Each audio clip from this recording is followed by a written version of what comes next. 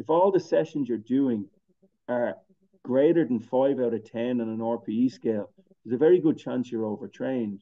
But ego, social media, David Goggins, and the likes of the pressure that's put on people to overtrain all the time is causing so many of these issues where people don't get better.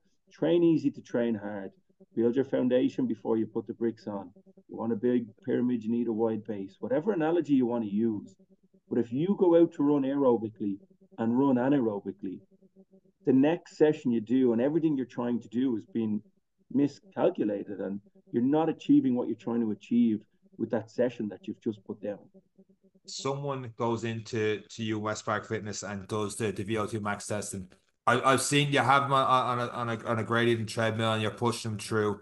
How much actual coaching is involved to keep them going to where you want at a certain heart rate? Do you find sometimes someone mentally gives up easy, and does that affect results? Or is just like you need to push to get like talk me through that?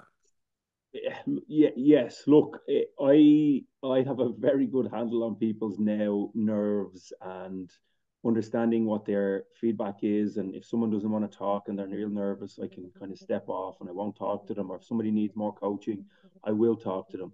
But let's be really, really clear here. You're coming in, you're getting on a treadmill, and for 90% of the test, you're very comfortable.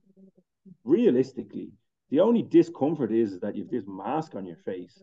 In terms of the ability to perform and run on a treadmill, most people can do it, unquestionable. But when we start to get up to the higher end things, you're fully anaerobic, you're producing byproduct, you're ventilating out, the mask is getting really, really warm.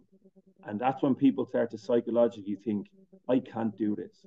So when I start to know, they'll start to move. I'll know all this anyway because I'm looking Yeah. at the data on the screen. But they'll start to hit the treadmill heavier. You'll hear their feet hitting it more. They'll start looking around more. They'll be pointing. We have an RPE scale on the center of our treadmills. They'll be pointing to them. I'll be asking them, are they okay?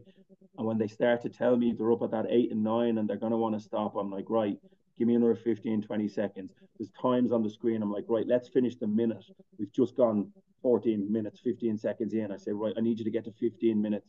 But also, if the data has plateaued, my level of encouragement and my statements and my wording is different.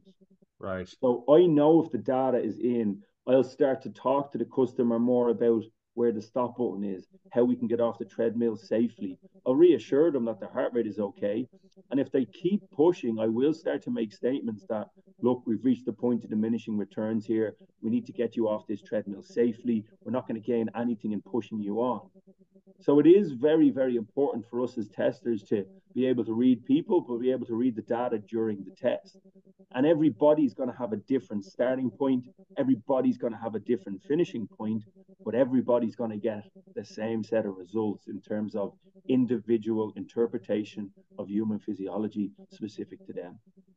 You say data multiple. You don't just go in and get a VO2 max test. We're not just getting a number like we've already said, a Garmin's a random number off nothing, but you're not just getting VO2 max tests. You're getting more. Yeah, that's something somebody says, why would I go in and get a VO2 test? Sure, my watch tells me. I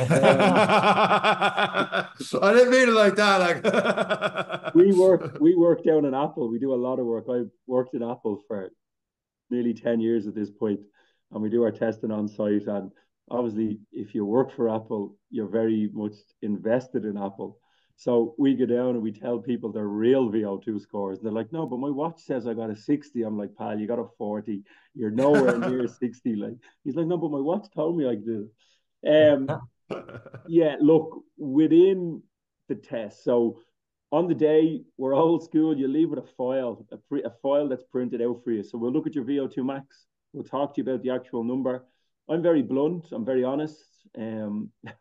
People not to give out about me, but I really tell the truth if I think you'll need to lose weight in terms of affecting your VO2 score. Because remember, weight is per kilogram of body mass. We'll look at the function of VO2. We'll look at heart rate elevation.